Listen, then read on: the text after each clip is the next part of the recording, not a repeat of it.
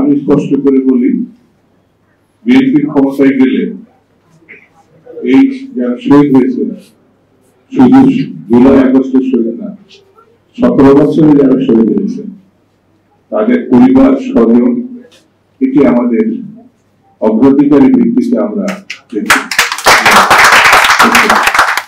যারা আহত হয়েছেন, আমাদের তারেক রহমান সাহেব ইতিমধ্যে শহীদ এবং আহত পরিবারকে তার ফাঁক থেকে যতটা সম্ভব, আমি বলছি না দাবি করবো না সবকিছু পরিবর্তন করা সম্ভব হয়েছে, কিন্তু যতটুকু করা সম্ভব হয়েছে আমরা উদ্যোগ নিয়েছি।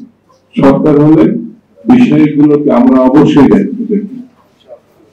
এটা তো বাস্তবতা। ছোট্ট ছোট্ট বাচ্চা এখানে তার আপন মনে, তারা জানে না যে তাদের পিতা আর আসবে না।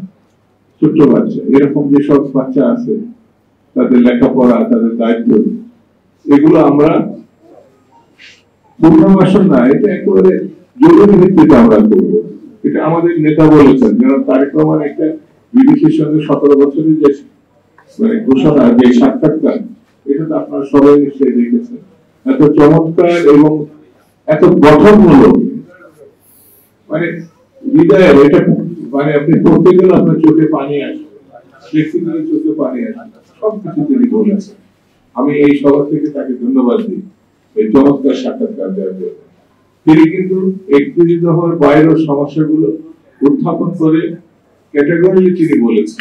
যেমন সাংবাদিক বন্ধুরা এখানে আছে, এই গত সরকারের 3 বছরে অনেক সাংবাদিক বন্ধু মারা গেছেন, শহীদ হয়েছেন, অনেকে নিখোঁজ, এখনো নিখোঁজ আছে। বিএনপির সময় আগে যেমন সাংবাদিকদের সঙ্গে আমাদের কোনো দ্বন্দ্ব ছিল না, তারা উন্মুক্ত হয়ে বিএনপিকে সমালোচনা করছেন, সরকারকে সমালোচনা করেছেন, আমাদেরকে সমালোচনা করছেন, কোনো অসুবিধা হয়নি। আগামীতে যে হবে না সেটা কিন্তু প্রতিশ্রুতি যেন তারেক রহমান দিয়েছে, এটাই বাস্তবতা। জুলাই যোদ্ধারা কিসের জন্য রক্ত দিলেন? এই যে শিশু, তরুণ, শ্রমিক, কৃষক, বৃদ্ধ, মা বোনরা সবাই রাস্তায় নেমে আসে কিসের জন্য? স্বৈরতন্ত্রের পতন ঘটিয়ে গণতন্ত্রে তারা উত্তরণ চায়, তারা তাদের অধিকার চায়, তারা কথা বলতে চায়, এই প্রত্যাশা, এক মুঠো খেতে চায়, একটা চাকরি চায়, এটা কি তারা খুব বেশি চাইছে? এগুলো পূরণ করতে চায় এবং পূরণ করা সম্ভব বিএনপি যদি ক্ষমতায় আগামী দিনে জনসমর্থন করে।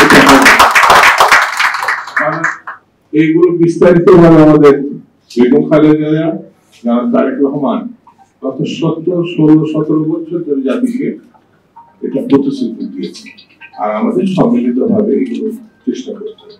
বন্ধুরা, পার্শ্ববর্তী একটা দেশ আমাদের নির্বাচনী ব্যবস্থা একেবারে ধ্বংস করে যারা চেষ্টা করছে তার সহযোগিতা করছে।